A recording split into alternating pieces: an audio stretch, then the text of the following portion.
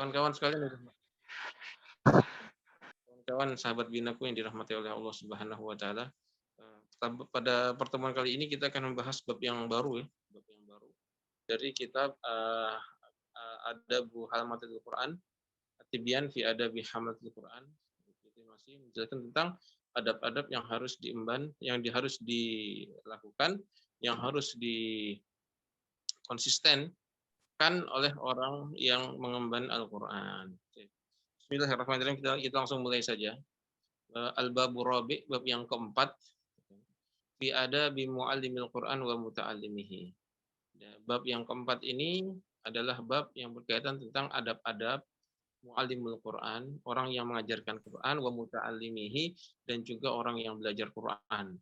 Jadi orang yang mengajarkan Al-Quran dan juga orang yang belajar Al-Quran itu harus menggunakan adab-adab ini. Jadi tolong digarisbawahi, tema kita ini adalah adab, bukan fikih ya, bukan fikih, adab. Kalau fikih itu temanya halal haram, boleh nggak boleh, wajib atau sunnah. Itu adalah tema-tema fikih. Tapi adab itu bukan. Adab itu jauh lebih dalam daripada fikih, daripada sekedar fikih. Adab itu adalah urusan pantas atau tidak pantas, baik atau tidak baik. Dan adab inilah, cuma yang dirahmati Allah Subhanahu wa taala, adab inilah sumber keberkahan sebuah amalan. Di amal soleh itu pahalanya tergantung adab dari amal soleh tersebut. Tolong digarisbawahi, tolong dicatat perkataan saya ini, bahwasanya apapun amal soleh pasti ada adabnya. Apapun pekerjaan pasti ada adabnya. Nah, yang menentukan pekerjaan itu bermanfaat atau tidak bermanfaat itu bukan pekerjaannya, tetapi adab. Adab ketika kita mengerjakan pekerjaan tersebut. Yang menentukan amalan itu bermanfaat atau berkah atau tidak, itu bukan amalannya, tetapi adab kita ketika mengerjakan amalan tersebut.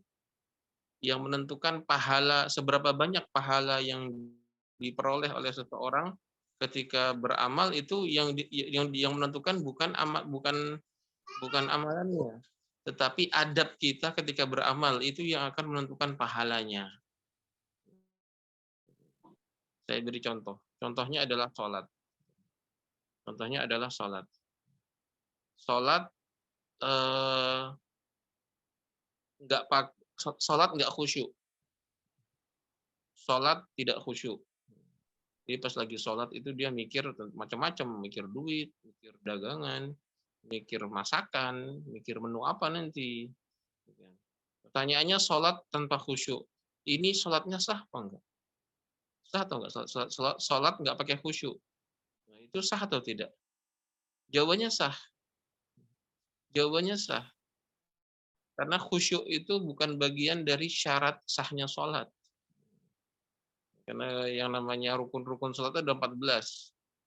Rukun sholat itu ada 14. Dan khusyuk itu tidak termasuk bagian dari rukun tersebut. Jadi khusyuk itu bukan bagian dari rukun sholat. Artinya kalau seseorang itu sholat secara tidak khusyuk, secara fikih sah atau tidak sholatnya? Jawabannya adalah sah. Sholat nggak pakai khusyuk, sholat mikirin dagangan, mikirin lauk, mikirin masakan, itu secara fikih sah. Tetapi apakah berpahala? Jawabannya tidak berpahala. Sholatnya sah tapi tidak berpahala. Apakah mendapatkan keberkahan sholat? Jawabannya tidak mendapatkan keberkahan sholat. Sholat tidak khusyuk, apakah mendapatkan kebaikan sholat? Tidak mendapatkan kebaikan sholat. Kebaikan sholat itu apa sih? Keberkahan sholat itu apa sih? Keberkahan sholat itu adalah inna sholata tanha anil fahsya'i wal munkar. Sholat itu mencegah dari perbuatan keji dan munkar. Itu adalah keberkahan sholat. Tapi orang yang sholatnya tidak khusyuk, apakah dia mendapatkan kebaikan ini? Hatinya menjadi benci kepada perbuatan keji dan munkar? Jawabannya tidak. Kenapa? Karena dia sholat tidak khusyuk. Khusyuk itu bukan bagian dari rukun sholat, itu bagian dari adab. Khusyuk itu bukan bagian dari fikih. Khusyuk itu bagian dari adab sholat. Jadi yang menentukan Yang menentukan pahala sholat seseorang itu bukan fikihnya, tapi adabnya. Yang menentukan baik kualitas manfaat atau tidak bermanfaatnya sebuah amalan itu bukan fikih, tapi adab. Ini yang penting. Ini yang penting. Contohnya lagi puasa. Puasa siam Ramadan. Puasa sambil gibahin orang. Puasa tapi nggak nahan pandangan. Itu puasanya sah atau tidak? Secara fikih, puasanya sah atau tidak? Jawabannya puasanya sah. Puasanya sah. Tetapi apakah itu bermanfaat puasanya? Jawabannya tidak. Apakah berpahala? Jawabannya tidak.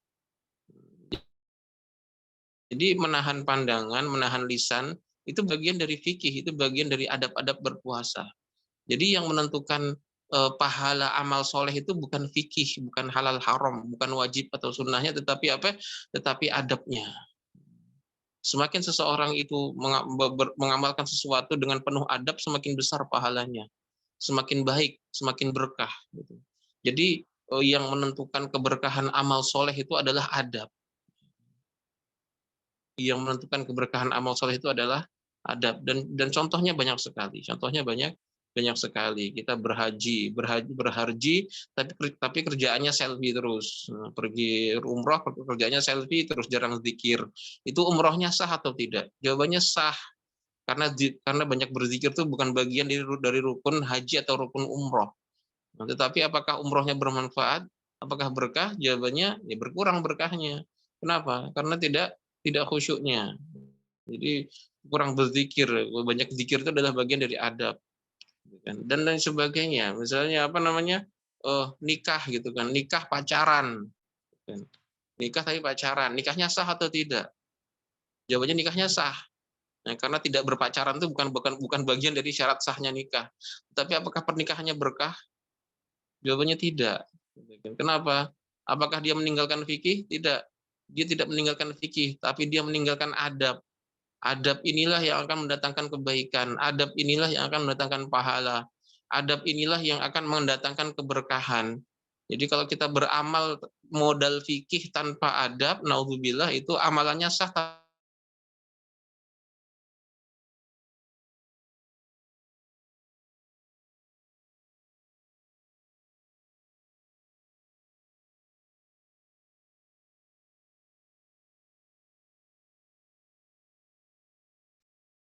Kita di era zaman sekarang ini, kalau ilmu itu alhamdulillah banyak. Sekedar tahu itu banyak channel, banyak jalan menuju ilmu.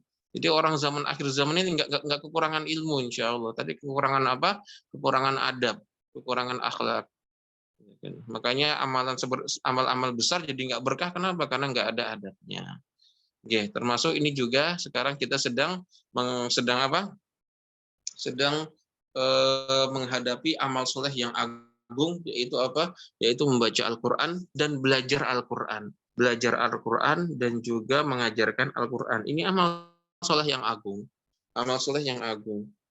Maka amal soleh yang agung ini jangan disia-siakan dengan apa? Dengan kita menyia-nyiakan adab. Karena apa namanya? Belajar Al-Quran itu capek.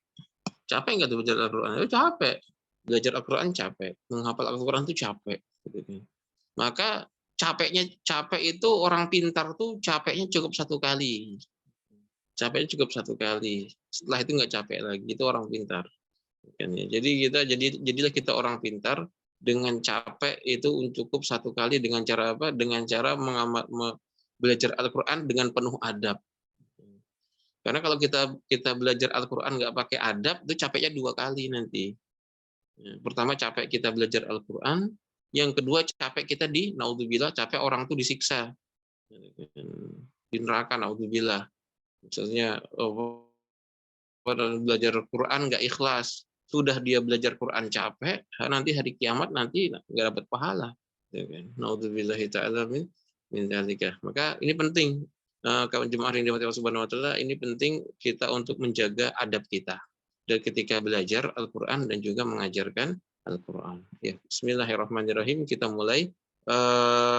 Qala al-musannif rahimahullah, Al-Musannif, pengarang kitab ini, penulis kitab ini, Al-Imam An-Nawawi rahimahullah berkata, "Hadzal bab ma'al babaini ba'dahu hiya maqsudul kitab. Wa huwa tawilun muntashirun wa ana usyiru ila maqasidin mukhtasarah fi fusulin yaslu hifdhuhu wa dhabtuhu insyaallah taala."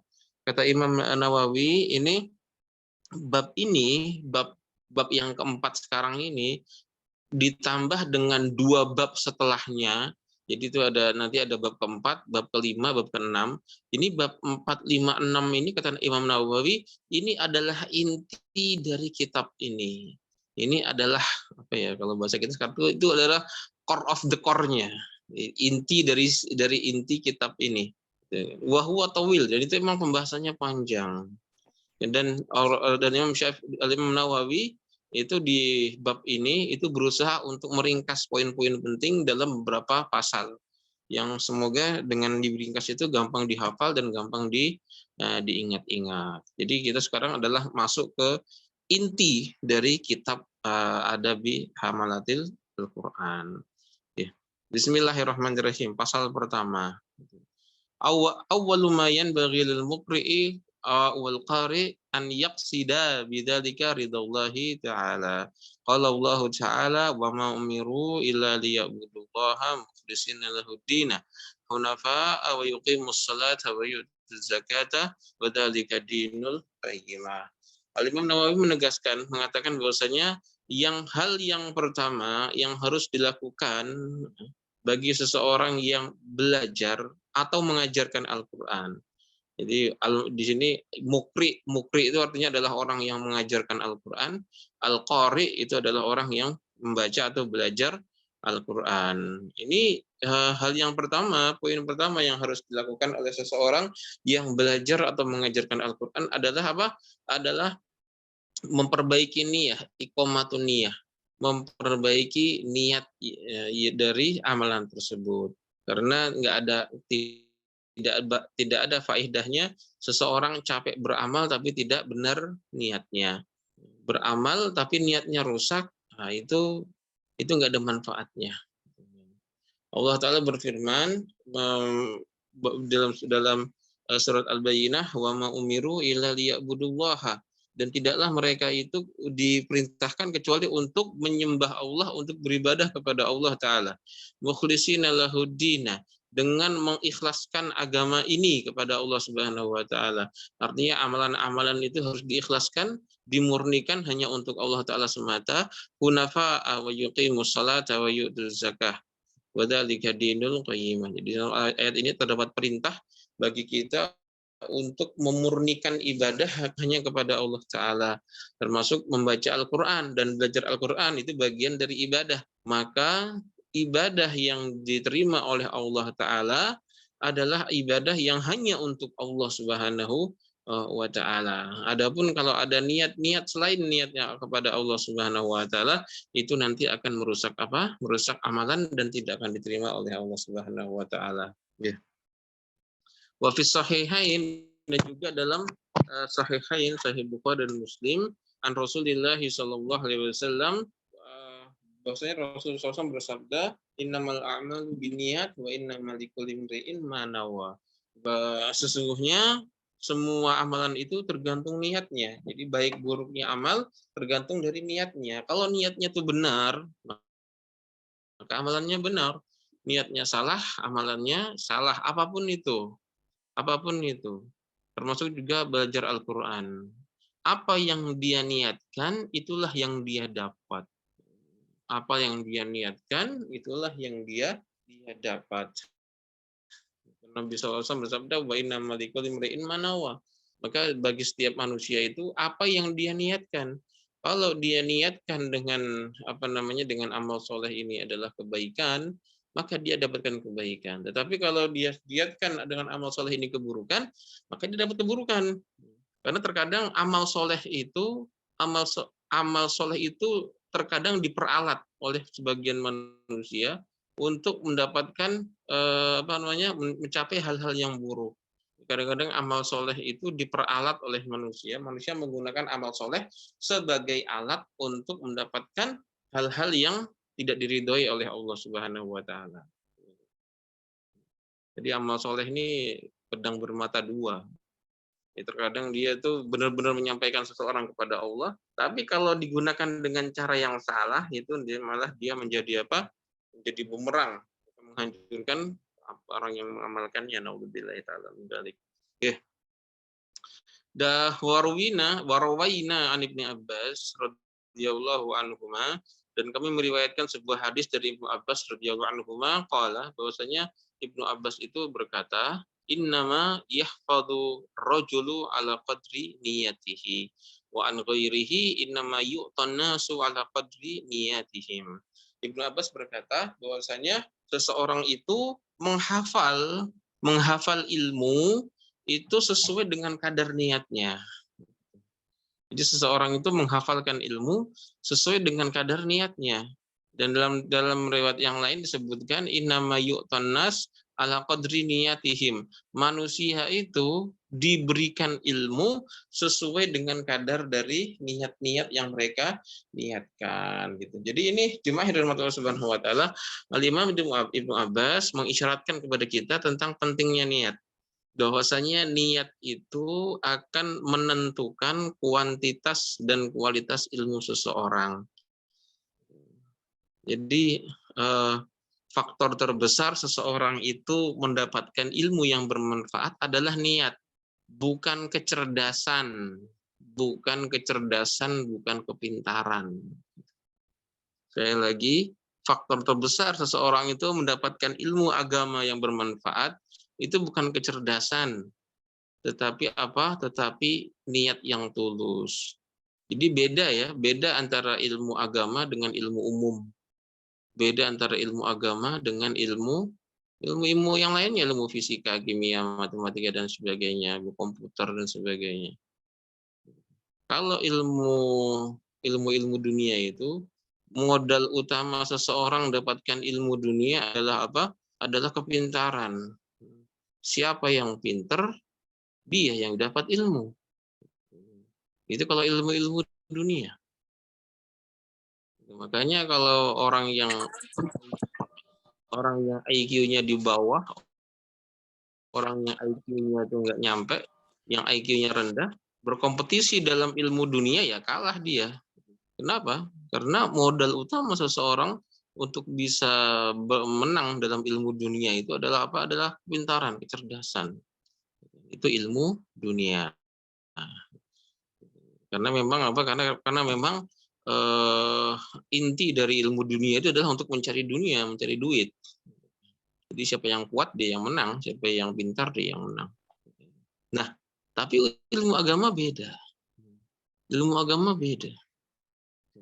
Ilmu agama itu yang menjadi poin utama ilmu agama itu bukan ilmu pengetahuan, bukan sakofah. Jadi yang dicapai, yang ditargetkan melalui ilmu agama itu bukan sekedar ilmu pengetahuan, tahu, bukan. Yang ditargetkan dari ilmu agama ini adalah keberkahan, adalah ilmu yang bermanfaat, ilmu yang disertai dengan amal soleh. Ya, jadi target utama seseorang belajar ilmu agama adalah bukan untuk tahu, tetapi untuk mengamalkan. Sekali lagi, target utama seseorang ini belajar agama itu adalah bukan untuk tahu, tapi untuk mengamalkan bagaimana ilmu itu masuk ke dalam hati seseorang. Jadi modal utama seseorang belajar ilmu agama itu bukan kepintaran, bukan kecerdasan, tetapi adalah hati yang tulus, ikhlas, mau mendekat kepada Allah Subhanahu wa taala. Semakin tulus hati seseorang, maka Allah taala akan berikan ilmu semakin mudah. Kalau cuma sekedar pintar jemaah yang dirahmati Allah Subhanahu wa taala, kalau sekedar pintar, iblis itu lebih pintar dari Nabi Adam alaihissalam. Kalau cuma sekedar pintar, sekedar tahu, iblis itu lebih tahu, lebih pintar daripada para ulama. Mana yang lebih pintar? Iblis atau Imam Bukhari? Mana yang lebih pintar dalam hal ilmu hadis? iblis atau Imam Bukhari yang lebih pintar tentang hadis, lebih tahu tentang hadis? Jawabannya iblis lebih tahu tentang hadis. Kenapa? Karena dia hidup di zaman Rasul Shallallahu Alaihi Wasallam, dan dan dia yang menggoda para ahli hadis, dia yang menggoda Imam Bukhari dan lain-lainnya. Gara-gara iblislah ada namanya hadis palsu. Gara-gara iblislah ada namanya hadis doif. Siapa yang membuat hadis palsu dan doif itu? Iblis. Kalau sekarang itu para ulama berselisih pendapat, oh ini hadis ini doif, ini hadis sahih. Iblis nggak ada perselisihan pendapat. Kenapa? Karena hadis doif dan palsu dia yang buat. Jadi nggak berselisih pendapat ini perkataan Rasulullah SAW atau bukan, karena dia hidup di zamannya Rasulullah SAW. Jadi kalau ya kawan-kawan sekalian, kalau cuma sekedar tahu, iblis itu orang yang paling tahu. Iblis itu orang yang paling tahu. Tafsir Al-Quran mana lebih pintar, iblis atau Imam Ibnu Katsir? Mana yang lebih tahu tentang tafsir, iblis atau Imam Ibnu Katsir? Jawabannya adalah iblis. Kenapa? Karena iblis pernah berbicara langsung kepada Allah Subhanahu wa taala. Dan iblis tahu orang paling tahu apa yang diinginkan oleh Allah taala. Karena iblis itu naik ke langit di langit sana itu di langit Sidratul Muntaha tuh dia bukan setahun 2 tahun. 2000-an tahun di sana berbicara langsung kepada Allah Subhanahu wa taala. Jadi Allah lebih tahu apa yang diinginkan oleh Allah Subhanahu wa taala, beda sama kita-kita ini. Jadi jemaah dari Allah Subhanahu wa taala, kalau cuma sekedar tahu, iblis itu lebih tahu. Jadi belajar ilmu agama ini bukan modal utamanya kepintaran, bukan. Tetapi modal utamanya adalah hati yang bersih, hati yang tulus, hati yang mengharapkan Allah Subhanahu wa taala. Ibnu Abbas mengatakan bahwasanya innama yahfadhu rajulu ala qadri niyatihi. Orang tuh mendapatkan hafalan ilmu itu sesuai dengan apa? Sesuai dengan kadar niatnya. Semakin tulus niatnya kepada Allah Subhanahu wa taala karena dia mau dekat kepada Allah taala melalui jalur ilmu, maka itu semakin Allah mudahkan dia mendapatkan ilmu. Tapi kalau seseorang itu niatnya udah lain, udah bukan Allah Subhanahu wa taala, nah itu taufiknya sedikit. Kemudian juga disebutkan innama yu'tana su'ala qadri niyatihi. Seseorang itu diberikan ilmu sesuai dengan kadar niatnya. Niatnya bagus, Allah berikan dia ilmu yang bagus. Allah berikan dia ilmu yang lancar. Gitu. Pokoknya dulu saya pernah dapat pelajaran yang sangat mengena sekali dari dari guru saya di Madinah dulu.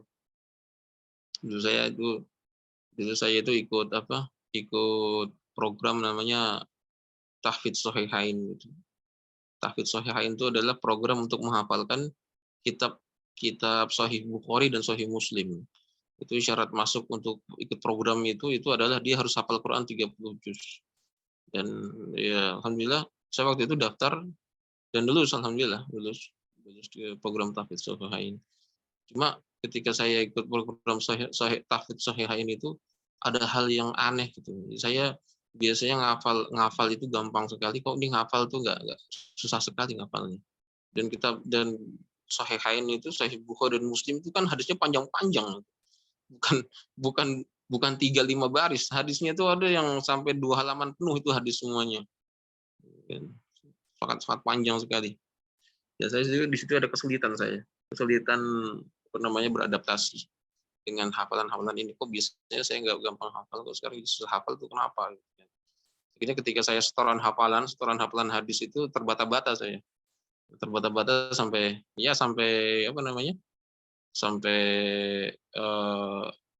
musyrif, sampai mentor saya itu ya, sebel. Akhirnya yang dikatakan oleh mentor saya, dia bilang, dia arahkan saya untuk banyak istighfar. Dia arahkan saya untuk banyak istighfar. Coba kamu, Rizky, niatmu dikoreksi dulu. Niatmu dikoreksi dulu. Kau ikut Tahfidz Shahihain ini untuk apa? Mau apa kau di sini? Mau sekedar mau sekedar dibilang jadi orang pintar kalau di sini, kalau di sini jadi orang pintar keluarlah. Nggak perlu di sini capek-capek di sini. Ya karena memang saya waktu itu, apa namanya, saya waktu itu satu-satunya orang Indonesia yang lulus untuk program itu. Jadi satu-satunya orang Indonesia yang lulus yang bisa ngikutin program, Hafidz Shahyain itu. Dan akhirnya saya dengan teguran itu jadi majleb, jadi sangat-sangat terpukul sekali, gitu kan. Oh, jadi saya selama ini datang untuk apa ya, gitu kan. Apakah saya jangan-jangan mentang-mentang saya orang Indonesia sendiri yang bisa lulus program itu, akhirnya saya jadi ujub atau gimana. Akhirnya saya murojaah dulu, saya minta mundur, saya minta berhenti sebentar, koreksi diri, dan alhamdulillah, setelah, itu kemudian, ya alhamdulillah dengan mengoreksi diri itu urusan jadi lebih lancar. Jadi memang benar kata Ibnu Abbas ini, inama yahfadur rajul ala qadri niyatihi. Jadi seseorang itu menghafal Al-Qur'an, menghafal apapun sebenarnya, menghafal ilmu itu sesuai dengan kadar niatnya. Ya, kalau niatnya itu setengah-setengah, niatnya itu enggak tulus kepada Allah Subhanahu wa taala, dia akan menemukan kesulitan. Tapi kalau niatnya tulus, Allah Taala akan berkahi upaya dia. Oke. Jadi kita semua juga di sini kawan-kawan sekalian sedang belajar Al-Qur'an, yang terbata-bata, yang sudah umur 30 tahun tapi belum bisa baca Quran, yang umur 45 tahun belum bisa baca Quran, jangan menyerah. Jangan menyerah. Yang langkah pertama yang kita lakukan itu adalah apa? Adalah memperbaiki niat. Kita niat belajar di Binaku ini untuk apa? Jangan sampai mengulang kesalahan kita dulu, mengulang kesalahan kami dulu. Kami apa namanya? Wah, ini apa namanya? Belajar supaya apa? Supaya terangkat nama kita. Wah, salah itu. Salah. Kita juga belajar di Binaku ini juga seperti itu. Jangan sampai kita belajar di Binaku, saya malu karena nggak belajar, belum bisa baca Quran. Saya belajar baca Quran aja biar nanti kalau itu nggak malu depan cucu-cucu saya gitu. Nah, itu salah. Itu mungkin untuk motivasi pemula boleh-boleh saja lah. Sah-sah saja untuk sekedar cambuk pemula boleh-boleh saja. Tetapi jangan sampai jadikan landasan utama itu. Jangan sampai rasa malu itu jadikan landasan utama. Karena khawatirnya nanti kita belajar Quran bukan karena Allah tapi karena malu. Karena malu nggak bisa baca Quran. Jadi pendorong utamanya bukan karena mau dekat kepada Allah tetapi karena rasa malu. Kalau rasa malu tuh bagus untuk sekedar menjadi cambukan pertama, dicambuk pertama. Cucunya udah hafal Quran atau sudah ini dia nggak bisa baca Quran, rasa tercambuk, oh nggak apa-apa. Nah, tapi jangan itu jadi cambuk utamanya. Ya, jangan itu jadi niat utamanya. Niat utamanya tetap apa? Tetap karena ingin dekat kepada Allah Taala melalui jalur membaca Al-Quran. Ya, jangan sampai juga kita punya niat dalam belajar Al-Quran ini ingin lebih daripada orang lain. Itu juga niat yang salah. Oh, ini saya di komunitas saya belum ada yang bisa baca Quran. Saya mau baca Quran, belajar di Binaku supaya apa? Supaya saya jadi orang yang pertama yang bisa baca Quran, supaya posisinya lebih tinggi daripada kawan saya. Itu juga kawan sekalian itu adalah niat yang salah. Nah, jangan sampai kita terjerumus dalam bisikan-bisikan halus seperti ini. Itu nanti naudzubillah itu nanti salah jalan itu. Salah jalan akhirnya nggak ikhlas. Akhirnya nggak ikhlas, nanti nggak diterima oleh Allah Subhanahu wa taala dan nggak berkah, naudzubillah taala min dzalika. Dan ada lagi di antara bentuk salah niat kan, itu adalah belajar dengan niat untuk menggurui orang gitu kan. Saya nanti belajar di sini biar saya bisa menggurui mereka, biar posisi saya lebih tinggi daripada mereka. Itu juga salah. Jadi itu belajar dengan niat untuk cari posisi. Itu juga salah. Nah, tidak boleh. Jadi Ustadz, jadi niat yang benar gimana Ustadz? Niat yang benar kita belajar itu gimana Ustadz? Jawabannya, niat yang benar ketika kita belajar itu adalah kita meniatkan diri untuk taqarrub ilallah. Untuk taqarrub. Taqarrub itu apa sih? Taqarrub itu artinya adalah berusaha mendekatkan diri, berusaha untuk mendekat kepada Allah Subhanahu wa taala. Jadi niatkan, ya Allah, saya mau belajar ini supaya saya mau dekat kepada Engkau. Titik gitu. Jangan ada niat yang lainnya. Maka ketika kita sudah tulus niatnya kepada Allah Subhanahu wa taala, nanti insyaallah Allah taala akan mudahkan. Nggih. Barakallahu fikum. Kemudian jemaah yang dirahmati Allah Subhanahu wa taala, Imam Nawawi juga berkata, wa rawaina 'anil Ustadz Abil Qasim Al-Kusyairi rahimahullahu taala qala. Di sini beliau membawakan teks nasihat dari guru beliau, yaitu Al-Imam Al-Qasim Al-Kusyairi. Ini sangat sangat masyhur sekali di kalangan para ulama zaman dahulu dengan risalah Kusyairiyahnya. Qala al-ikhlasu ifradul haqqi subhanahu wa ta'ala fi ta'ati bil qasdi. Jadi yang namanya ikhlas itu adalah menunggalkan Allah Subhanahu wa taala dalam ketaatan kepadanya. Jadi bertaat hanya untuk Allah Subhanahu wa taala semata, tidak yang lainnya. Wa huwa an yurida ta'atihi taqarrub ila Allah. Artinya, jadi apa itu artinya? Artinya adalah dia menginginkan dengan ketaatan itu adalah taqarrub ilallah, mendekatkan diri kepada Allah Subhanahu wa taala. Ini tolong digarisbawahi kalimat taqarrub ini. Kalimat taqarrub ini penting. Ini adalah kunci dari ikhlas.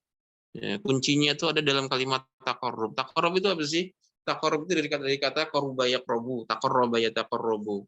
Kalau qaruba yaqrabu itu artinya dekat. Dalam bahasa Arab, qaruba yaqrubu itu artinya adalah dekat. Nah, tapi kalau taqarraba yataqarrabu dalam bahasa Arab itu secara tekstual itu artinya adalah berusaha untuk dekat. Berusaha untuk dekat. Jadi kuncinya ikhlas itu adalah niat untuk semakin dekat. Nah, kuncinya ikhlas itu adalah niat untuk semakin dekat kepada siapa? Kepada Allah Subhanahu wa taala. Karena yang namanya lawan dari ikhlas itu adalah riya. Lawan dari ikhlas itu adalah riya. Orang tuh ketika naudzubillah berbuat riya, dia maunya apa sih? Dia kan maunya menunjukkan kebaikan kepada orang lain, kepada makhluk, supaya apa? Supaya dia semakin dekat di hati makhluk. Supaya makhluk tuh semakin mudah untuk menerima dia. Oh, ini bacaan Qur'annya bagus, salatnya bagus, ibadahnya bagus. Akhirnya hatinya makhluk menjadi condong kepada dia, supaya dia semakin dekat kepada makhluk. Itu namanya riya. Naudzubillahi ta'ala min dzalika. Nah, dan itu adalah lawan dari ikhlas. Kalau ikhlas itu apa? Ikhlas adalah taqarrub ilallah, berusaha untuk mendekat kepada Allah Azza wa Jalla. Kalau riya itu taqarrub ilal makhluk.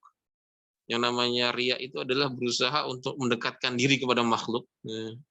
Nah, kalau ikhlas itu adalah berusaha mendekatkan diri kepada Allah. Jadi memang tidak ada lagi niat selain apapun, tidak ada niat apapun selain apa? Selain mau dekat sama Allah Azza wa Jalla lewat jalur Al-Qur'an. Karena mendekat kepada Allah taala itu banyak jalur. Tentu semuanya setelah menjalankan kewajiban ya. Setelah menjalankan kewajiban itu jalan menuju Allah, untuk dekat kepada Allah itu jalannya sangat banyak sekali. Ada yang lewat jalur puasa, ada yang lewat jalur sedekah, ada yang lewat jalur ilmu, ada yang lewat jalur jihad. Nah, di antara jalur untuk mendekat kepada Allah Ta'ala adalah apa? Adalah mendekat kepada Allah dengan Al-Quran. Barakallahu fiik. Duna syai'in akhar. Jadi murni taat kepada Allah tanpa ada ambil-ambil apapun. Min tasanni'in li makhluqin aw iktisabi mahmadatin anin nas. Jadi mendekat kepada Allah murni karena Allah Ta'ala tanpa ada ambil-ambil apapun, tanpa dibuat-buat untuk makhluk. Dan jadi tanpa ada perasaan untuk memperhatikan diri kepada makhluk. Awiktisa bimahmadatin aninas, atau untuk tidak ada lagi perasaan untuk mencari pujian manusia. Oh, ini udah bisa baca Quran, udah pinter ya. Oh, udah hijrah ya, bisa baca Quran, hijrahnya udah benar berarti. Nah, itu pujian-pujian itu nanti khawatirnya akan merusak. Kalau kita beramal untuk pujian itu, pasti kita akan rusak amalan kita. Naudzubillah. Au mahabbati madhin, atau suka dipuji minal khalqi, dari makhluk. Au ma'nan min ma'ani siwa taqarrub ilallah, atau apapun hal-hal yang di luar taqarrub ilallah, itu juga bagian dari riya yang akan menghancurkan ibadah kita. Wa qala wa yuwaddihu an yuqala al-ikhlas tasfiyatul fi'li an mulahadatil makhlukin. Dan ikhlas itu kalau dia mau pakai bahasa lainnya, Itu ada dengan istilah yang lainnya, ikhlas itu artinya adalah memurnikan perbuatan kita dari keinginan untuk dilihat makhluk. Jadi membersihkan amalan kita dari keinginan untuk apa? Untuk diperlihat oleh makhluk gitu. Jadi nggak perlu postingan ya kalau nggak perlu riak. Oh ini saya udah belajar Al-Quran, lagi belajar Al-Quran nih diposting. Nggak perlu kayak seperti itu. Nggak perlu seperti itu. Kecuali kalau nanti untuk ngajak orang lain untuk belajar Al-Quran seperti dia gitu kan. Ini saya belajar di Binaku nih kan, supaya orang-orang yang tertarik untuk belajar Quran juga. Nanti kan mereka tanya, oh di Binaku tuh di mana? Ah itu nggak apa-apa. Nanti tidak mengapa, karena tujuannya adalah untuk mengajak orang, memberitahu orang tempat belajar Al-Quran. Tapi kalau cuma sekedar untuk ngasih tahu ini saya lagi belajar Al-Quran, itu tidak perlu. Itu tidak perlu. Khawatirnya terjatuh dalam riya. Al-ikhlasu istiwa'u af'alil abdi fi dzahir wal batin.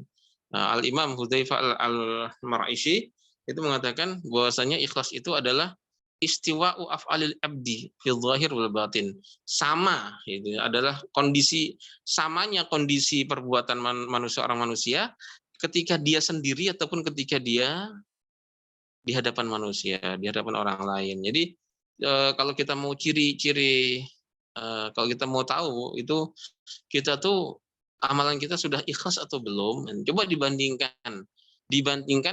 bandingkan amalan itu ketika kita kerjakan sendirian dan kita kerjakan di hadapan manusia. Kalau itu sama, berarti insya Allah sudah ikhlas. Jadi kalau ada sebuah amalan dikerjakan depan manusia sama dikerjakan sendirian, itu kondisi hati nggak berubah. Kondisi suasana hati itu tidak berubah. Itu tandanya dia ikhlas. Tetapi kalau dikerjakan kesendirian dan dikerjakan depan manusia kok beda.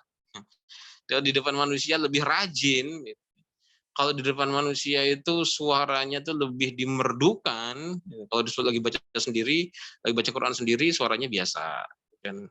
Tapi kalau sedang di hadapan manusia, suaranya dimerdu-merdukan.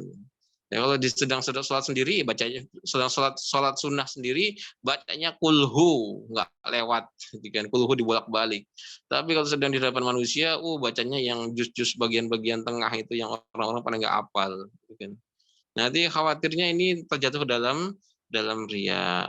Jadi sama antara kondisi seseorang beramal ketika sendirian ataupun ketika sedang di hadapan manusia, sama, itu adalah ikhlas. Itu adalah ikhlas. Kalau ada perbedaan, naudzubillah, itu berarti tanda ikhlasnya masih kurang. Wa andhinnun rahimahullah salatun min alamatil ikhlas. Dari Al-Imam Dhunnun Al-Misri rahimahullah, beliau berkata, ada 3 ciri seseorang itu sudah ikhlas.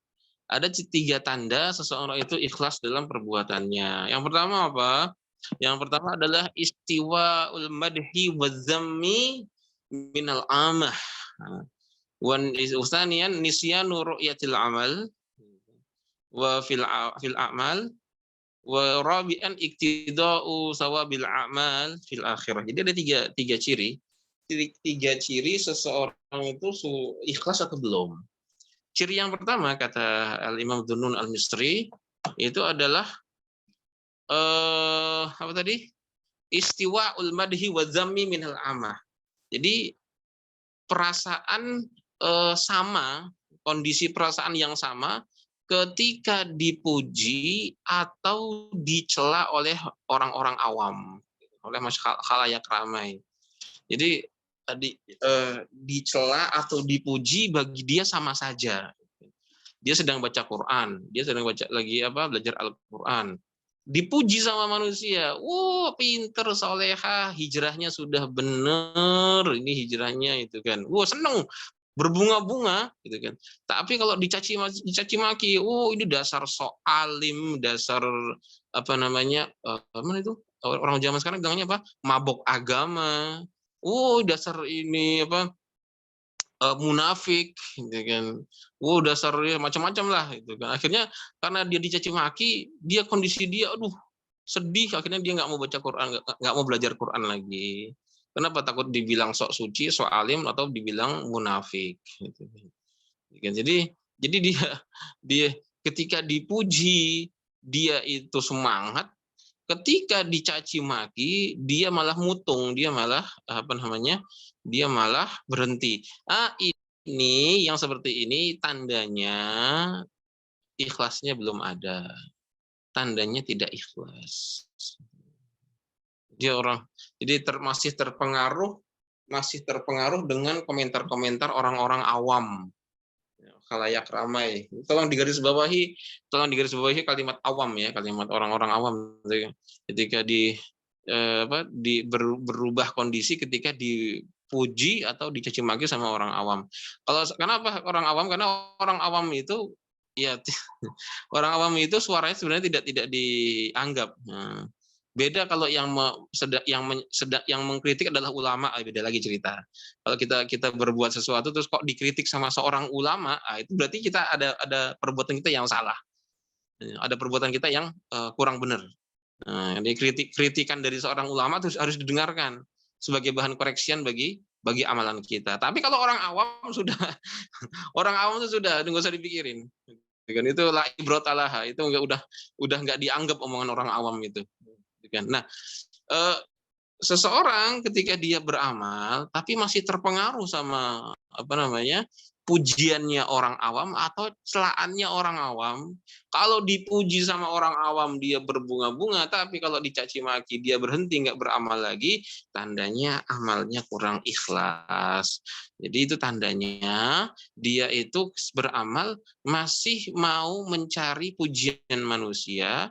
Nah, akhirnya karena itu ketika dia dipuji dia makin semangat. Tapi ketika dia dicaci maki, ketika dia dicela, dia berhenti. Kenapa? Karena ternyata pujian manusia yang diharapkan tidak dapat. Akhirnya dia berhenti. Nah, berarti tandanya kurang ikhlas. Tandanya kurang ikhlas atau bahkan mungkin tidak ikhlas. Terus yang benar gimana Ustaz? Yang benar itu kalau orang itu sudah niat ikhlas murni karena mau dekat kepada Allah Subhanahu wa taala, dia tidak akan peduli pujian atau cacian. Dicaci ya tetap jalan, dipuji ya tetap jalan. Itu orang yang benar-benar kalau emang sudah dia tuh benar-benar real mau mendekat kepada Allah Subhanahu wa taala. Orang tuh kalau sudah mau mendekat kepada Allah Subhanahu wa taala, dia tidak peduli apapun kecuali Allah Azza wa Jalla. Pokoknya apa yang bikin Allah taala senang itu saya lakukan, apa yang bikin Allah taala murka saya tinggalkan. Itu kalau orang sudah murni karena Allah, nah itu udah tutup telinga, dia sudah kebal gitu kan. Mau dipuji-puji, oh ini orang pinter baca Quran, hijrahnya bener, macam-macam ya. Dia terima tapi biasa saja gitu kan. Dan kalaupun dicaci sama orang-orang, dia tidak akan terpengaruh. Saya belajar Quran. Dan sampean mau bilang saya tuh mabuk agama atau munafik atau sok suci, itu terserah sampean nih. Karena hidup saya tuh bukan untuk mencari ridho sampean. Sampean mau ngamuk silahkan, sampean mau ridho, mau memuji silahkan. Kan itu nggak berpengaruh kepada diri saya. Karena hidup saya bukan untuk mencari ridho sampean. Hidup saya untuk mencari ridhonya Allah Subhanahu wa taala. Sampean mau jungkir balik 7 kali caci maki saya, terserah, saya tetap jalan. Itu namanya tandanya orang-orang ikhlas. Tanda orang ikhlas. Ini benar artinya. Itu artinya benar. Dan dalam hal ini Allah Subhanahu wa taala berfirman dalam surat Al-Hajj, Waminan nasi may ya'budullaha ala harf. Di antara manusia itu ada orang-orang yang menyembah Allah Ta'ala ala harfin. Ala harfin itu artinya di tepian. Nah, jadi nggak konsisten, nggak lempeng gitu. Fa in asabathu khairu ma'an nabi. Orang yang menyembah Allah Ta'ala di tepian itu ciri-cirinya apa? Kata Allah Subhanahu wa taala, fa in asabahu khairun ma'an nabi. Kalau dia berbuat taat kepada Allah, terus dia dapat kebaikan. Nah, dapat kebaikannya dipuji orang, disenengin orang, rezekinya lancar, omsetnya naik, jobnya banyak. itma'an nabi, maka dia itu menyembah Allah dalam kondisi seperti itu, dia tenang, santai, wah enak, gitu kan. Wa in asabathu wa in asabathu fitnatun inqalaba ala wajhi. Tetapi kalau dia ditimpa ujian, taat kepada Allah tapi ditimpa ujian, dicaci maki sama orang, dikata-katain sama orang, jobnya sepi, apa namanya, penghasilannya tuh berkurang, gitu kan. Inqalaba ala wajhi, maka dia kembali kepada kondisi yang dulu yang sebelum taat kepada Allah Subhanahu wa taala. Jadi ada orang seperti itu. Orang kalau dia beribadah, toh kondisi dunianya makin baik, dia santai, dia tenang, tapi kalau taat kepada Allah kondisi dunianya itu makin jelek, makin dicaci maki orang, dijelek-jelekin sama orang, dia nggak tahan, akhirnya dia kembali lagi seperti yang dulu. Nah, orang seperti ini apa kata Allah Subhanahu wa taala? Khasirad dunya wal akhirah. Dzalika huwal khusranul mubin. Orang yang seperti ini kata Allah Subhanahu wa taala orang yang merugi, khasirad dunya, rugi di dunia, wal akhirah, dan juga rugi di akhirat. Dzalika huwal khusranul mubin, itu adalah kerugian yang sebenar-benarnya. Jadi kalau nggak boleh kita menyembah Allah Taala tuh secara setengah-setengah di tepian gitu. Jadi cari-cari, jadi kayak ikut loncat gitu. Kemana? Kalau kita beribadah kepada Allah tuh, oh dapat kebaikan di sini, rezeki lancar, gitu. Udah di sini aja. Tapi begitu dapat fitnah, dapat ujian, langsung loncat ke tempat sebelumnya. Itu adalah orang yang berarti dia selama ini taatnya bukan karena Allah. Dia taatnya bukan karena Allah berarti. Dia taatnya karena siapa? Ya karena kebaikan. Dia taatnya karena dunia. Dia taatnya karena kebaikan-kebaikan dunia. Nah, kalau taat kepada Allah tuh bikin dia baik dunianya, berarti dia lanjut.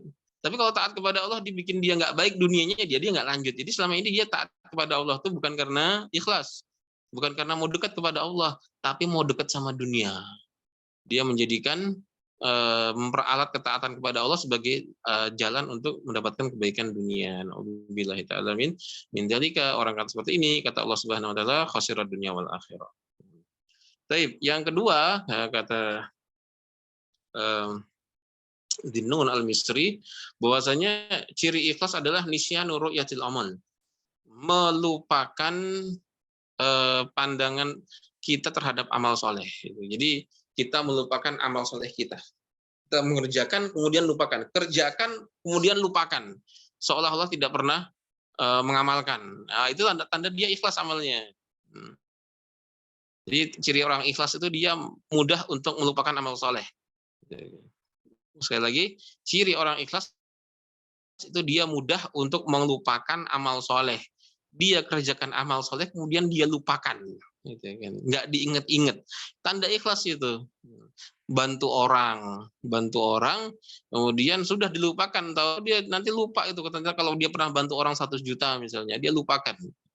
Dia lupakan pernah bantu orang 10 juta, dia lupakan, nggak dianggap. Gitu kan. Tanda-tanda orang ikhlas. Gitu kan. Sebaliknya, mengingat-ingat kebaikan itu adalah bagian dari tanda kurang ikhlas. Apalagi kebaikan kepada orang lain, wah ini rawan ini. Gitu kan. Pernah bantu orang, gitu kan. Pernah bantu orang dengan bantuan besar. Ternyata suatu saat kita butuh bantuan dia nggak mau bantu. Wah, akhirnya diungkit-ungkit lagi kebaikannya.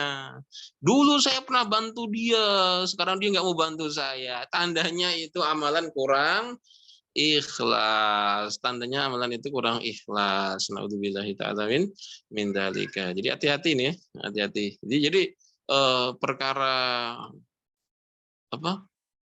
Ikhlas itu sebenarnya perkara panjang itu, bukan perkara semenit 2 menit itu. Menjaga keikhlasan itu adalah urusan panjang, urusan seumur hidup. Karena mungkin kita berbuat baik pada suatu zaman, mungkin 20 tahun lagi kita ungkit kebaikan kita, wah gugur itu kebaikannya. Naudzubillah.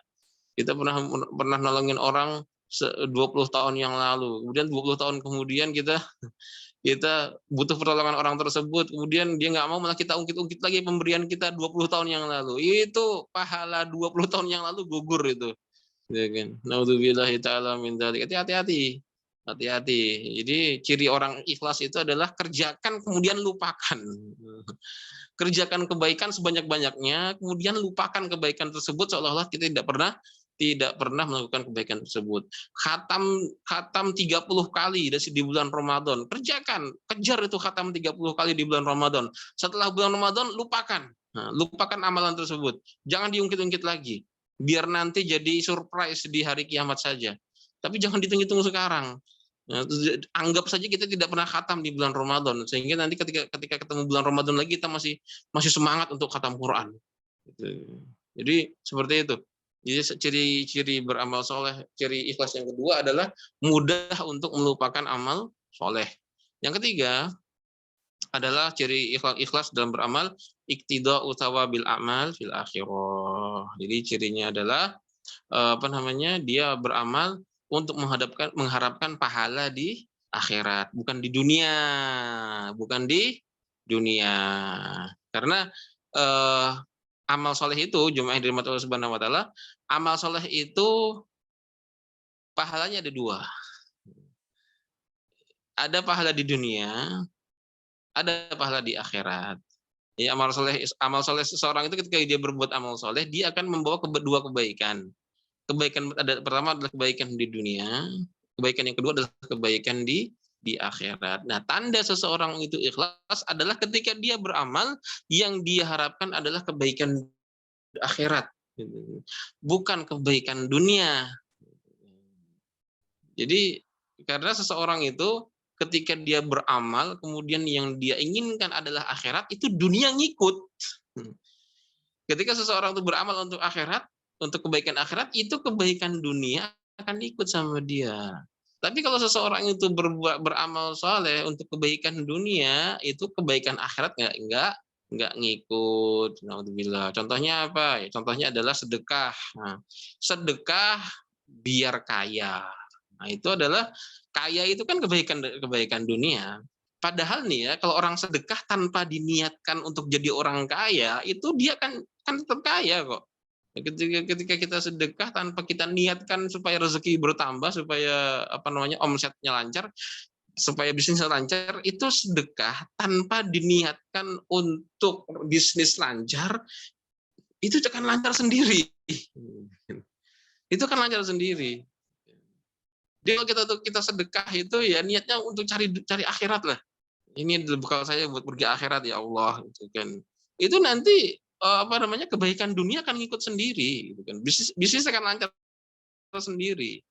Ya, tapi kalau kita tuh beramal amal soleh, diniatkan untuk kebaikan dunia, itu kebaikan akhiratnya nggak dapet. Khawatirkan kebaikan akhiratnya nggak dapet. Sholat duha supaya rezeki lancar, murni karena mau rezeki mau lancar, itu khawatirnya nanti pahalanya nggak dapet. Tapi kalau kita sholat duha karena emang kita tuh mau deket sama Allah lewat sholat duha, nanti itu rezeki itu lancar sendiri. Jadi kebaikan dunia itu, jemaah yang dirahmati Allah, kebaikan dunia itu adalah efek samping dari kebaikan akhirat. Nggak perlu diniatkan, dia akan ikut sendiri. Nggak perlu diniatkan, dia akan ikut sendiri. Jadi itu tanda seseorang itu ikhlas adalah ketika dia beramal, obsesi dia adalah akhirat, bukan dunia. Sama ketika baca Quran itu yang jadi poin utama kita, niat utama kita adalah mau dekat sama Allah Subhanahu Wa Taala. Perkara nanti kita dengan baca Quran itu rezeki lancar, batin jadi tenang, itu nanti urusan ngikut, gak usah diniatkan tuh, dia nanti akan ikut sendiri. Allah Ta'ala alam bisawab. Ini sudah jam berapa nih? Sudah jam 9:16 ya, sudah lewat 1 menit. Kita cukupkan sampai di sini. Semoga Allah Subhanahu Wa Taala berkahi pertemuan kita ini, dan semoga Allah Subhanahu Wa Taala mudahkan kita untuk jadi orang yang ikhlas murni kepada Allah Subhanahu Wa Taala. Dan semoga Allah Subhanahu Wa Taala jadikan pertemuan ini bermanfaat untuk kita di dunia dan juga di akhirat. Amin wa rabbal alamin. Nah, ini kembalikan kepada Ustadz Muhammad Abdu. Kalau ada pertanyaan silakan. Kalau tidak ada pertanyaan, kita tutup. Wallahu taala alam bisawab. Jazakallahu khair. Jazakumullah khairan kepada Ustaz Rizky Naledra atas pemaparannya. Alhamdulillah kita dapatkan banyak sekali manfaat di kajian kali ini ya. terutama tentang ikhlas tadi, mungkin kita bisa tasdidun lagi ya. Kita memperbarui niat kita lagi, belajar kita mau untuk apa, seperti itu. Oke, baik. Mungkin Anda yang mau bertanya secara langsung atau lewat chat boleh ya. Oh ya, setelah ini nanti ada, setelah ini berakhir, nanti mungkin peserta bisa stay dulu ya, karena ada pengumuman untuk program tahfidz online kita yang Anda baru umumkan di grup ya. Jadi mungkin nanti setelah ini, setelah acaranya selesai, peserta bisa stay di ruangan Zoom dahulu ya untuk menyimak infonya, begitu. Oke, mungkin ada yang mau bertanya sebelum kajiannya kita akhiri? Langsung buka mic atau di chat ya.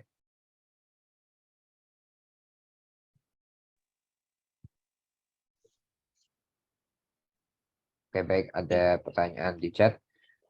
Ustadz, bagaimana dengan doa setelah doa sholat duha yang minta rezeki?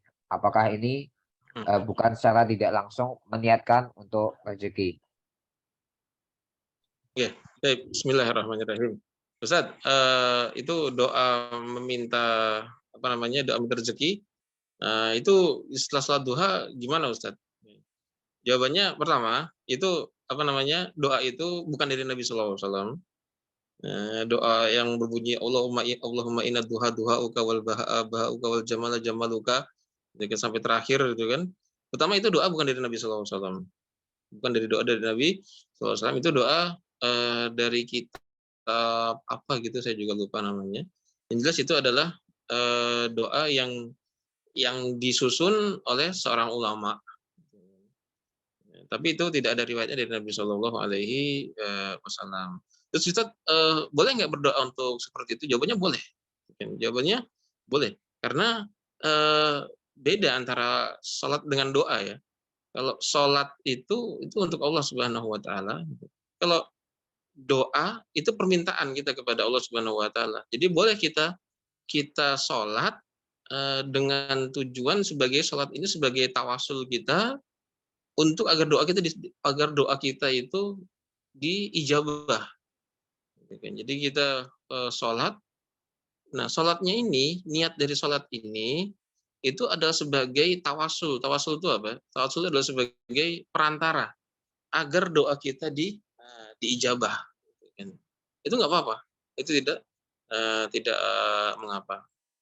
Ya wallahu taala alam. Tapi jangan dijadikan sebagai sholat ini sebagai untuk mendapatkan kebaikan dunia murni. Ya, itu salah. Itu salah. Jadi kita sholat ini supaya rezeki lancar. Itu beramal akhirat untuk dunia. Itu dari tercela. Itu tercela. Jadi gimana Ustaz? Ya, niatkan sholat itu untuk dekat kepada Allah Subhanahu Wa Taala. Nanti kalau kita sudah dekat sama Allah Subhanahu Wa Taala, kita minta apa? Minta macam-macam. Bukan cuma rezeki, kita minta macam. Jadi yang jelas tuh kita dekat dulu sama Allah. Kalau kita lakukan amal soleh dengan niat untuk mendekat kepada Allah Subhanahu Wa Taala. Setelah kita dekat sama Allah Subhanahu Wa Taala, mintalah. Setelah dekat sama Allah Subhanahu Wa Taala, mintalah. Jadi ibadahnya tuh murni itu, tanpa pamrih. Kita kan, barakallahu fiik. Jadi itu cukup ya, nggak perlu saya tanyakan, tambahkan lagi nanti takutnya kepanjangan jawabannya. Yang kedua, Ustadz, bolehkah kita menghafal Al-Quran, namun dengan niat hafalan Quran ini kita hadiahkan untuk orang tua yang sudah meninggal. Jadi menghafal Al-Quran dengan niat pahala hafalan Quran ini dihadiahkan untuk orang tua. Ya, itu perbuatan bismillah. Pertama, itu khawatirnya jadi mubadir gitu. Justru itu mengurangi pahala. Kenapa? Karena seorang anak itu ketika dia menghafal Al-Quran itu sudah otomatis orang tuanya itu dapat pahala dari hafalan Al-Quran tersebut. Dan bahkan orang pertama nanti yang akan merasakan kebaikan dari hafalan Quran seorang anak adalah siapa? Adalah orang tuanya. Ya, akan dipanggil di hari kiamat nanti orang tua dari seorang anak yang ahli Quran. Nah, kemudian dia dipakaikan mahkota, namanya tajul wakor, mahkota kemuliaan yang cahayanya itu jauh lebih indah dibandingkan cahaya matahari. Maka mereka tanya, ya Allah, anna lana hada, ya Rabb, anna lana hada. Wahai Tuhanku, wahai Tuhan kami dapat kemuliaan dari mana? Kata Allah Azza wa Jalla, hada li akhdhi ibni Quran, itu adalah dikarenakan anakmu bersahabat mengambil belajar Al-Qur'an. Jadi yang nanti mendapat ketika seorang belajar Al-Qur'an itu otomatis kan yang mendapatkan kebaikan pertama kali adalah orang tuanya. Adalah orang tuanya. Nah, khawatirnya nih, ketika kita menghafalkan Al-Qur'an, kemudian pahalanya tuh diniatkan untuk orang tua, bukan untuk kita. Khawatirnya yang dapat pahala tuh orang tua, kita nggak dapat pahala. Khawatirnya kita itu pahala hafal Quran tuh kita nggak dapat pahala. Tapi kalau kita tuh niatkan hafal Quran itu dekat kepada Allah Subhanahu wa taala, itu orang tua pasti akan otomatis dapat pahalanya hafal Al-Qur'an dari anaknya tadi. Oke, wallahu taala alam bisawab. Barakallahu fikum. Mungkin ada pertanyaan lagi? Mungkin cukup ya. Oke, baik. Baik, setelah ini diharapkan untuk stay dulu untuk para peserta. Untuk acaranya kita akhiri dengan doa kafaratul majelis. Subhanakallahumma wa bihamdika asyhadu an la ilaha illa anta astaghfiruka wa atubu ilaik. Assalamualaikum warahmatullahi wabarakatuh. Baik, bismillah Ustaz. Waalaikumsalam. Waalaikumsalam. Syukran, jazakallahu khair. Nanti keluar. Jazakallahu khair. Ya, silakan Ustaz. Oke, baik. Mungkin yang seperti yang kami sampaikan di grup ya, kita membuka program baru untuk peserta, ya, program Halaqah Tahfidz Online. Nah, itu mungkin Ana share screen sebentar ya.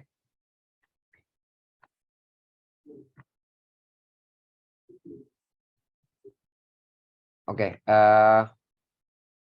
terlihat di sini ya, program Halaqah Tahfidz Online dari Binaqo Academy, ya, khusus untuk antum ya. Jadi kita nggak buka untuk umum gitu, khusus untuk antum yang masih aktif maupun yang sudah alumni gitu. Nah, di sini terbuka untuk yang hafalnya masih 0, jadi kita antum yang baru ya hafalnya baru sosok pendek gitu, atau antum sudah pernah menghafal sebelumnya ya. Jadi kalau antum punya hafalan misalnya 1 juz, 2 juz, 3 juz, itu boleh ikut ya. Karena di sini nanti akan ada 3 program ya, bisa dilihat sini di paling bawah ya. Ziyadah, nambah hafalan, ini berarti yang dari 0 ya, atau kalau antum mau nambah gitu. Kemudian ada murojaah, mengulang hafal yang pernah dihafal. Nah, jadi antum kalau mau murojaah hafalan antum ya, biar hafalnya semakin kuat ya, itu bisa di sini. Dan ada tes hafalan juga. Kita juga nanti bisa tes per juz ataupun per setengah juz gitu. Jadi dites antum hafalannya antum gitu. Itu tadi 3 program, ziyadah, murojaah, dan juga tes hafalan. Nah, terbuka untuk ikhwan dan akhwat ya, gratis ya, tidak perlu bayar sama sekali. Jadwalnya ini ya perlu diperhatikan. Jadi kita jadwalnya fix ya, bukan kalau yang tahsin kan bisa fleksibel, bisa tuh pilih sendiri. Tapi kalau ini kita fix jadwalnya, tapi kita pilihkan jadwal yang rata-rata orang itu bisa gitu. Sabtu dan Minggu di jam 20.15 sampai 21.15 ya, atau habis isya lah gampangnya itu. Dan Minggu juga di jam yang sama, 20.15 sampai 21.15. Oke. Nah, jadi nanti soal tiap minggu, tapi ya mungkin adalah liburnya gitu, ada mungkin. Ya mungkin sekali sebulan, insya Allah ada. Nah, jadi untuk peserta yang punya jadwal tahsin di waktu tersebut, waktu ini, itu solusinya bisa mengikuti salah satu jadwal ini, ya. Jadi kalau antum sudah daftar ya di form yang ada di grup ya, yang sudah Ana share, itu antum bisa mengikuti salah satu. Jadi misalnya taksinya hari Minggu, jamnya sama kebetulan ya. Jadi antum ikutnya Sabtu aja gitu. Itu boleh. Ya, yang penting tiap tiap minggu antum ikut. Ya, tiap minggu antum ikut ya, setoran hafalannya ya. Entah ziyadah ataupun murojaah gitu ya. Jadi tiap minggu antum wajib ikut minimal sekali ya. Kalau yang sudah daftar wajib ikut minimal sekali. Jadi ini kan ada 2 kali ya. Antum kalau udah daftar wajib ikut minimal sekali. Ya biar komitmen lah, biar apa? Biar serius gitu. So, antum udah daftar tapi nggak ikut kelasnya gitu kan. Nah, itu jadi kita berikan kelonggaran, jadi nggak terlalu menekan, nggak terlalu apa, nggak terlalu strict gitu ya, nggak terlalu ketat. 2 kali seminggu, tapi wajibnya 1 kali aja. Jadi kalau antum mau lebih manfaatkan ya 2 kali seminggu lah, atau setoran 2 kali gitu, gitu ya. Jadi nanti silakan bagi yang mau daftar, terus silakan isi form di grup atau nanti bisa ini kan peserta nggak apa ya nggak kumpul semua ya, nanti bisa antum share ke mungkin antum punya kenalan yang belajar di sini yang saya alumni ya, antum bisa share brosur ini gitu, sudah alumni di Binaku. Oke, untuk selanjutnya untuk syaratnya peserta tahsin intensif Binaku ya, maupun alumni ya, apa lupa kita berikan keterangan ikhwan akhwat usianya 10 sampai 45 tahun dia sudah lulus Iqra. Nah, ini penting nih, sudah lulus Iqra ya. Jadi atau yang masih program dasar ya jangan dulu, atau tahsin dulu aja. Nah, kalau untuk udah lulus Iqra-nya sampai Iqra 6 udah selesai ya baru ikut halakoh tahfidz online ini. Keunggulannya bimbing halakoh hafid 30 juz dan gratis untuk peserta Binaku. Hafal sesuai kemampuan, nanti kita tidak akan apa ya, tidak akan bebani antum dengan target yang gimana, misalnya sebulan harus 1 juz gitu enggak. Nanti antum bisa milih antum mau target berapa, misalnya ya misalnya sebulan 1/4 halaman aja gitu, itu boleh. Nanti ya nanti itu adalah ada prosedurnya nanti ketika besok kita mulai kelasnya gitu ya. Tentu saja untuk yang sudah mendaftar gitu. Oke ya mungkin itu saja. Nah, yang mau mendaftar nanti langsung isi form ya. Dan besok diharapkan batas pendaftaran sampai besok sore ya. Sampai besok sore karena besok malam kita langsung mulai KBM-nya ya. Tapi kita nggak langsung setoran ya. Kalau yang sesi pertama atau hari Sabtunya ya, hari Sabtu besok itu ya perkenalan lah, perkenalan sesama murid dan juga ya mentornya gitu ya, atau pembimbingnya ya perkenalan dan juga ya pembukaan gitu. Apa? Misalnya kayak penjelasan prosedur kedepannya seperti apa ya, dan lain sebagainya gitu. Itu untuk besok jadi enggak, jadi yang daftar yang sudah daftarnya ada berapa ya? Kita lihat eh nah lihat dulu sebentar. Yang sudah daftar ada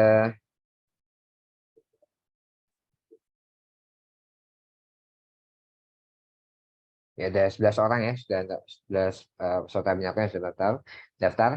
Nah, diharapkan mengisi form sebelum Sabtu sore ya, atau sebelum maghrib lah, sebelum maghrib supaya kita bisa data data itu terakhir setelah maghrib, biar habis isya kita bisa langsung mulai KBM-nya gitu, KBM pembukaan, tapi nggak langsung setoran ya, nggak langsung. Jadi antum nggak perlu persiapkan hafalan gitu sebelum hari Sabtu besok. Sabtu besok nggak ada, hari Sabtu besok hanya pembukaan saja begitu. Oke, itu saja mungkin ada yang mau ditanyakan sebelum kita akhiri. Pohon agak lama untuk penjelasannya. Oke, untuk yang menyimak lewat rekaman ya mungkin antum juga bisa eh, lewat form itu ya, daftar lewat form. Oh ya, dan untuk kedepannya Insya Allah kita akan buka pendaftaran terus ya. Meskipun kelas ini sudah dimulai, tapi ya insya Allah bisa lah untuk daftar di tengah-tengah jalan tuh bisa insya Allah. Gitu. Karena kan ini sistemnya ya nggak bareng-bareng gitu. Ya namanya tahfidz ya kan, eh, yang namanya tahfidz ya sesuai kemampuan gitu. Ada yang bisa hafalnya banyak, ngafal banyak gitu sekali setoran. Ada juga yang bisa cuma misalnya sekali setoran cuma setengah halaman gitu. Itu nggak apa-apa. Kan beda-beda. Jadi kedepannya antum bisa masih tetap bisa daftar insya Allah ya. Karena kan link formnya pun masih di grup ya. Ya, insya Allah kita akan share berkala mungkin sekali sebulan gitu. Karena kan pasti ada murid baru yang daftar gitu. Tapi kalau bisa ya antum yang mau mendaftar sekarang ya daftar sekarang gitu biar apa ya bisa ya mengikuti dari awal gitu. Oke. Oke, mungkin itu saja ya. Tidak ada yang mau bertanya. Baik, pada pertanyaan kita akhiri. Terima kasih yang sudah mengikuti sampai akhir. Insya Allah kita akan bertemu di kajian rutin kita Patibian ke depannya. Sallallahu Nabi Muhammad. Assalamualaikum warahmatullahi wabarakatuh. Waalaikumsalam.